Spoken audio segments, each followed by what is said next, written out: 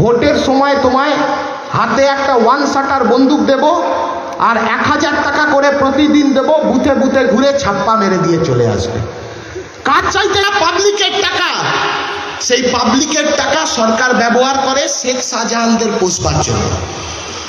পাবলিকের টাকা সরকার ব্যবহার করে শিবু হাজরা, উত্তম সর্দারদেরকে পোষবার জন্য।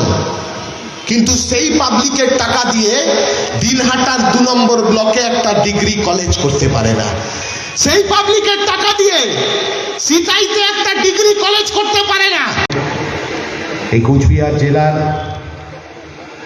জলপাইগুড়ি জেলার গণতান্ত্রিক আন্দোলনের নেতৃত্বরা সংগ্রামী, সম্প্রীতি, জাঠা, যে দুটো জিনিস আজকের সময় দাঁড়িয়ে, আজকের বাস্তবতায় দাঁড়িয়ে রক্ষা করতে হবে। সংগ্রামের অধিকার, লড়ে যাওয়ার অধিকার, আর একসাথে এক হয়ে লড়বার মেজাজ, একসাথে এক হয়ে লড়বার হক, সেই সম্প্রীতি, এই দুই রক্ষা করবার ডাক দিয়ে 4 দিন ধরে বক্সিরহাট থেকে শুরু করে হলদিবাড়ি পর্যন্ত পৌঁছেছে সংগ্রামী সম্প্রীতি জাঠা।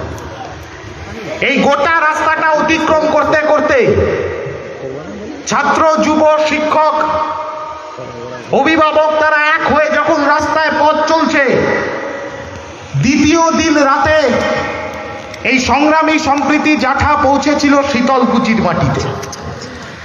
শীতলকুচিতে পৌঁছেছে জাঠা। বাড়ি থেকে মা বোনেরা বেরিয়ে আসছে সেই জাঠাকে সংবর্ধনা জ্ঞাপন করতে। একজন বয়স্ক মহিলা এসে ছাত্রদের হাত ধরে বলল, বাবা তোমরা যা পারো করে নাও, আমার ভোট দেওয়ার অধিকারটাকে সুনিশ্চিত করে দাও। গত 8 বছর একটাও ভোট দিতে পারিনি, এই ভোট দেওয়ার অধিকারটা সুনিশ্চিত করার লড়াই আজকে।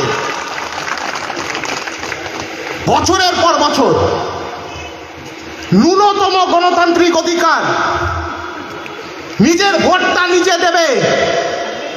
যে মহিলাটি এসে হাত ধরে বলছে 90-92 বছর বয়স, বলছে জীবনে মরে যাওয়ার আগে শেষবারের মতো একবার ভোটটা দিতে চাই।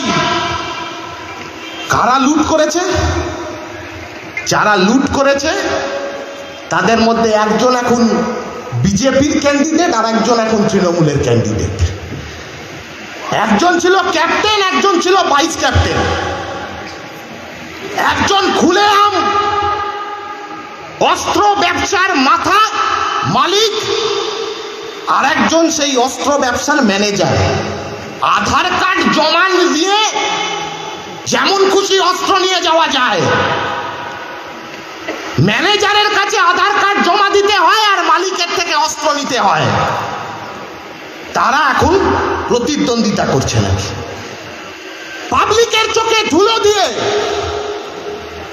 গোটাই সিস্টেমটাকে, গোটাই ব্যবস্থাটাকে তৃণমূল আর বিজেপি দুয়েরই বাপের নাম আরএসএস, এই দুয়ে মিলে চাপিয়ে রেখেছে।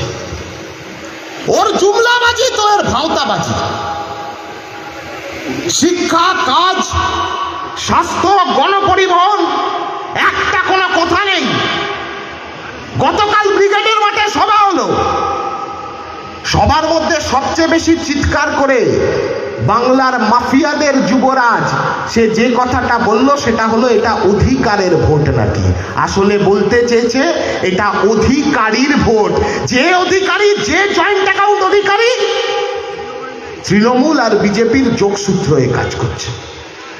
জয়েন্ট অ্যাকাউন্ট অধিকারী কখনো তৃণমূল গিয়ে চেক কেটে টাকা তুলে নিচ্ছে, কখনো বিজেপি গিয়ে চেক কেটে টাকা তুলে নিচ্ছে। গোটা পশ্চিমবাংলা জুড়ে এই মাফিয়া রাজ কায়েম করেছে। সন্দেশখালীর মাটিতে অবর্ণনীয় অত্যাচার, নারকীয় অত্যাচার।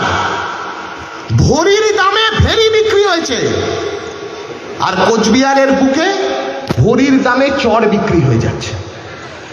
পানিয়াচরের 300 একর জমি লুটে পুটে খেয়ে নিল। সরকারি প্রজেক্ট হবে? হবে না, বেসরকারি হাতে বেচে দেবে জমিটা। ঠিক যেমন নরেন্দ্র মোদী রেল, ব্যাংক, বিমা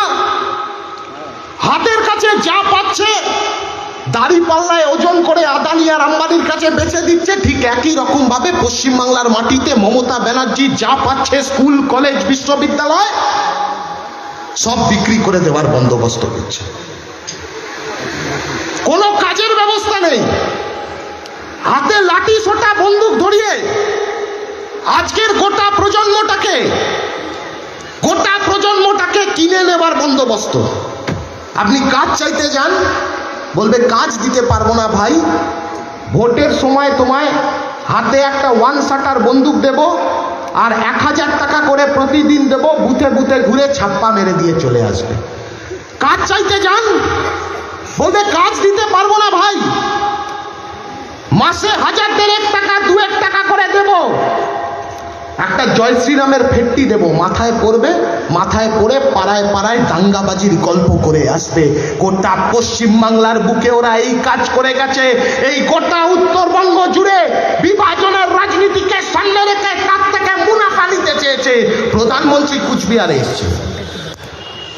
এসে বড় বড় কথা বলে গেছিলেন যে সেনাবাহিনীতে নারায়ণী সেনার রেজিমেন্ট করে দেবে। যেদিন বলে গেছে তার পরের দিন থেকে কোনোদিন আর পার্লামেন্টে তাই নিয়ে আলোচনা হয়নি। নারায়ণী সেনার নাম করে হলদে গামছা বিলি করে বিভাজনের রাজনীতি করবে, অথচ সেই ছেলে মেয়েগুলোর কাছে আর্মির জ্যাকেট, আর্মির জামাটা, মিলিটারির জামাটা পরতে দেবে না। এই হচ্ছে কেন্দ্রের সরকারের রূপ। গোটা অঞ্চলটাকে, গোটা কুচবিহারকে শূন্য করে দিয়েছে। আজকে দাঁড়িয়ে আমার আপনার টাকা, পাবলিকের টাকা, সেই পাবলিকের টাকা সরকার ব্যবহার করে শেখ শাহজাহানদের পোষবার জন্য। পাবলিকের টাকা সরকার ব্যবহার করে শিবু হাজরা, উত্তম সর্দারদেরকে পোষবার জন্য। কিন্তু সেই পাবলিকের টাকা দিয়ে দিনহাটার 2 নম্বর ব্লকে একটা ডিগ্রি কলেজ করতে পারে না। সেই পাবলিকের টাকা দিয়ে সিতাইতে একটা ডিগ্রি কলেজ করতে পারে না। এমন নির্লজ্জ এমএলএ, সিতাইয়ের এমএলএ থাকার সময় একটা কলেজ করতে পারেনি, সে বেটা নাকি এখন এমপি ইলেকশনে দাঁড়িয়েছে। স্কুল করবে না, কলেজ করবে না, জলপাইগুড়ির বুকে একটা বিশ্ববিদ্যালয় নেই। কোথায় পড়বে ছাত্রছাত্রীরা? পড়াশুনোর ব্যবস্থাটাকে একেবারে বন্ধ করে দিয়ে একটা মূল্যবোধহীন প্রজন্ম তৈরি করে সেই মূল্যবোধহীন প্রজন্মের মাথার মধ্যে হিন্দুত্ববাদের এজেন্ডা, ভাগাভাগির এজেন্ডা, বন্ধুতে দেওয়াল তুলে দেওয়ার এজেন্ডা, সেই এজেন্ডাগুলোকে মাথার মধ্যে ঢুকিয়ে দেওয়ার চেষ্টা করছে। কোনো কাজের সন্ধান নেই, পড়াশুনোর সন্ধান নেই। আর যখন এই সন্ধানগুলো দিতে পারছে না, তখন যাতে পড়াশুনো যতটুকু করতে পারছে সেই পড়াশুনো শেষ করে যাতে চাকরির সন্ধান না পায়, যাতে সমাজ বিরোধীতে পরিণত হতে বাধ্য হয়, তার জন্য একটার পর একটা শিল্পকে বাংলার মাটি থেকে পাত্তারি গুটিয়ে চলে যেতে বাধ্য করছে। এই গোটা কুচবিহার অঞ্চল জুড়ে বামফ্রন্টের সরকারের সময় চকচকা শিল্প তালুকে একটার পর একটা ছোট শিল্প, বাজারি শিল্প এনে প্রসারিত করবার ব্যবস্থা করা হয়েছিল, কর্মসংস্থানমুখী করবার ব্যবস্থা হয়েছিল। আর আজকে কি দেখতে পাচ্ছি আমরা? পাট উৎপাদন, তামাক উৎপাদন, সমস্ত কিছুকে ধ্বংস করে দিয়েছে। চকচকা শিল্প তালুক থেকে একটার পর একটা কারখানা দরজায় তালা মেরে পালিয়ে যেতে বাধ্য হচ্ছে তৃণমূলের এই দুষ্কৃতি রাজের মধ্যে, মাফিয়া রাজের মধ্যে। যে মাফিয়া রাজের মাথা ব্লকে, যে মাফিয়া রাজের লেজ ব্লকে শেখ শাহজাহান, উত্তম সর্দার, শিবু হাজরা সেজে ঘুরে বেড়ায়, সেই মাফিয়া রাজের মাথাটাই কালীঘাটের কাল্পনিক টালির চালের নিচে এসির হাওয়া খেতে খেতে এই বাংলার মানুষের সর্বনাশ করে যাচ্ছে। ওদেরকে তাড়াতে হবে, তবেই হচ্ছে যে এই বাংলাটাকে রক্ষা করা যেতে পারে। কে তারা? লাল ঝান্ডা। কোন লাল ঝান্ডা? লাল ঝান্ডা লোকসভাতে দুর্বল হয়েছে, আর গোটা ভারতবর্ষ জুড়ে মিড ডে মিল স্কিমকে বন্ধ করে দেওয়ার ব্যবস্থা হয়েছে। লাল ঝান্ডা লোকসভাতে দুর্বল হয়েছে, আর গোটা ভারতবর্ষ জুড়ে খাদ্যের সুরক্ষা আইনকে লাগু না করবার ব্যবস্থা করা হয়েছে।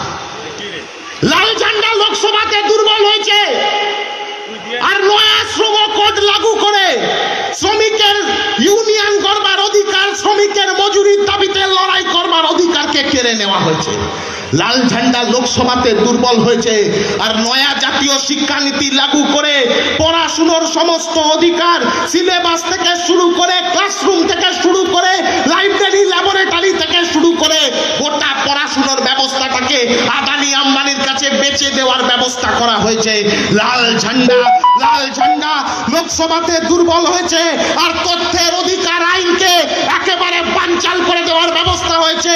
লাল ঝান্ডা লোকসভাতে দুর্বল হয়েছে, আর যত রাজ্যের দাঙ্গাবাজরা গোটা ভারতবর্ষটাকে দখল করে হিন্দু রাষ্ট্র বানানোর জন্য উদ্যত হয়েছে।